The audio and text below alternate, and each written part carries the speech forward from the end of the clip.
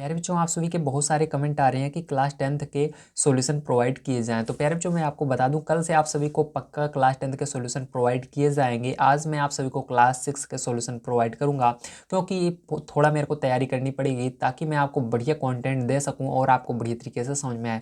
इसलिए मैं कल आपको क्लास 10th के सॉल्यूशन प्रोवाइड करूँगा। कल से अब आपको डेली क्लास 10th के सॉल्यूशन प्रोवाइड होंगे। तो आइए हम देखते हैं यहाँ पर क्लास 6 का आज चैप्टर जो कि है 16, इसके अभ्यास 16A को। तो इसके 16A के जितने भी क्वेश्चन है सबको आज हम सॉल्व करेंगे। आइए देखते हैं पहला नंबर क्वेश्चन क्या दिया गया है और इसको किस प्रकार सॉल्व करना है। तो फर्स्ट नंबर क्वेश्चन दिया गया है, निम्नलिखित वस्तुओं में घनाभ के आकार की वस्तुओं को पहचानिए। तो आपको इनमें से बताना है कौन सी वस्तुएं घनाभ के आकार की हैं। तो चलिए देख लेते हैं। तो देखिए घनाभ कैसा होता है इसको आपको मैं एक बार दिखा देता हूँ। तो देखिए आपकी बुक में बना हुआ है, ये क्या है, घनाभ है। ठीक है, इस तरह से जो भी वस्तुएं हैं सब आपको पहचानना है। तो देखिए हम देख लेते हैं यहाँ पर। तो गेंद घनाभ के आकार की नहीं होती है। संदूक, जी हाँ, संदूक जो होती है घनाभ के आकार की होती है। तो ये आपका पहला हो जाएगा संदूक। इसके बाद सड़क पर गिट्टी कूटने वाला रोलर। तो ये देखिए सड़क पर जो गिट्टी कूटने वाला रोलर होता है, ठीक है, जो सड़क बनाते समय देखते होंगे आप, एक रोलर चलता है, ठीक है, उसकी बात हो रही है यहाँ पर।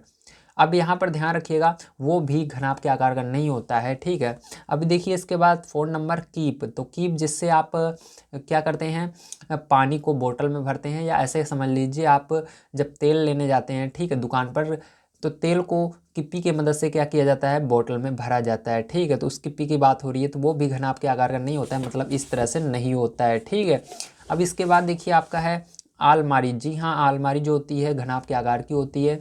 और जो पुस्तक है वो, ये पुस्तक भी आपकी घनाभ के आकार की होती है। और ईंट जो है ये भी घनाभ के आकार की होती है। तो पहले का आंसर आपका क्या हो जाएगा, संदूक हो जाएगा, आलमारी हो जाएगी, पुस्तक हो जाएगी, ईंट हो जाएगी। तो ये चारों को आपको लिखना है। ओके, चलिए अब हम देखते हैं सेकंड नंबर क्वेश्चन क्या दिया गया है, कैसे करेंगे।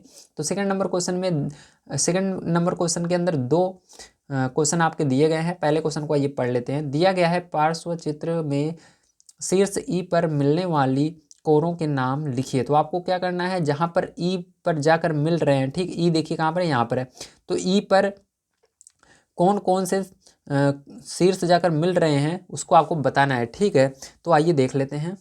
तो देखिए अगर हम ध्यान से देखें इसके अंदर, तो ई पर कौन कौन सी रेखाएं आकर मिल रही हैं, मतलब कहाँ से कहाँ तक मिल रहा है। तो देखिए ए से ई तक, मतलब ये जो रेखा है, ये जो लाइन है, ये कहाँ तक आ रही है, ई तक आ रही है। तो आप लिखेंगे इसको, पहले ई को लिखना है, ई ए लिख देंगे। ठीक है, फर्स्ट नंबर क्या हो जाएगा आपका, ई ए हो जाएगा। तो ई ए लिख दीजिए आप।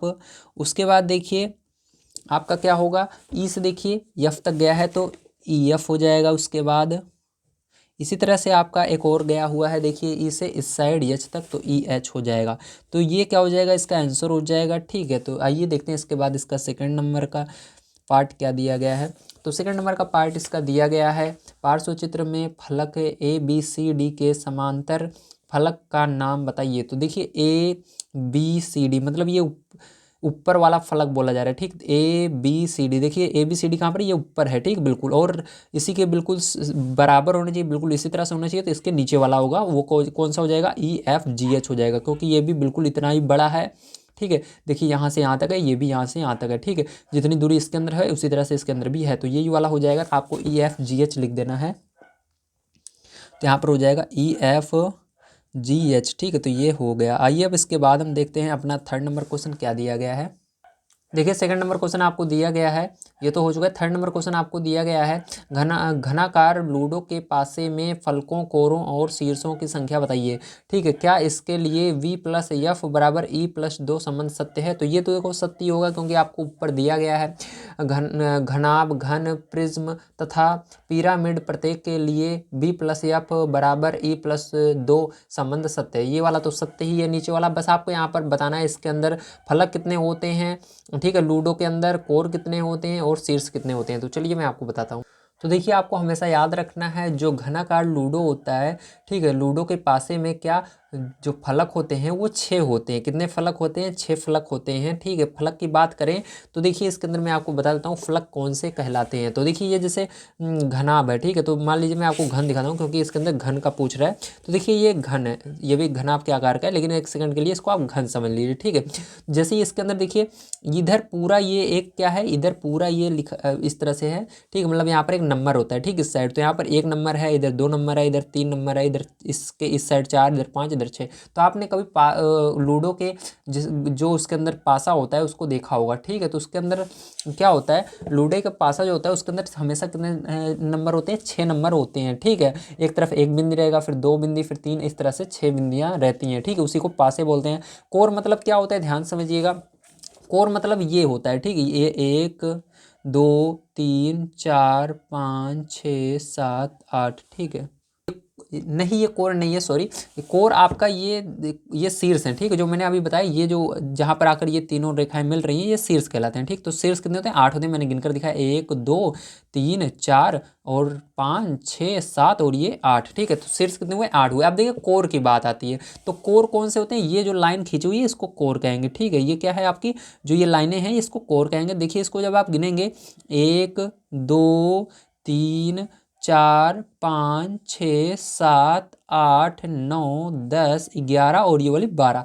तो जो कोर होती है कितने होते हैं? 12 होती हैं। समझ में आया? Very good. चलिए अब इसके बाद आगे देखते हैं 4 नंबर क्वेश्चन कौन सा है, उसको कैसे करेंगे। तो देखिए लास्ट क्वेश्चन आपका दिया गया है, लूडो के पासे के आमने सामने के फलकों पर अंकित बिंदुओं की संख्या का योग लिखिए। तो देखिए जैसे कि मैंने आपको दिखाया कि एक कोई ना कोई संख्या इधर रहेगी, ठीक है। एक बिंदी इधर है तो 2 बिंदी इधर रहेगी, मतलब टोटल 6 बिंदियाँ रहती हैं, ठीक है। मतलब 6 जगह लिखे रहते हैं, टोटल 6 इसके फलक होते हैं, ठीक है। तो चलिए देखिए इस एक बिंदु के उस साइड क्या होगा, बिल्कुल इसके उधर। तो उधर ध्यान रखिएगा, इधर अगर 1 है तो इधर 6 होगा, ठीक है। तो दोनों को जोड़ोगे 7 होगा। जब 3 रहेगा तो दूसरे साइड 4 रहेगा, तो उसको जोड़ोगे 4 3 4 7 हो जाएगा। 2 के बिल्कुल उस साइड रहेगा 5, उन दोनों को जोड़ोगे 7 हो जाएगा। मतलब इसका आंसर जो आएगा वो 7 आएगा। सबको जोड़ने पर देखिए इस दोनों को जोड़ा तब भी 7 आ रहा है, इनको जोड़ा तब भी, इनको आमने सामने के फलक को जोड़ने पर हमेशा क्या आएगा? 7 ही आएगा। तो ये आंसर होगा, ठीक है। तो उम्मीद है आप सभी को समझ में आया होगा। आज की वीडियो में मैंने आप सभी को अभ्यास 16A पूरा कंप्लीट करवा दिया। कल की वीडियो में मैं आप सभी को इसके आगे के क्वेश्चन को सॉल्व कराऊंगा। वीडियो देखने के लिए धन्यवाद। आप सभी का दिन शुभ हो। Thank you very much.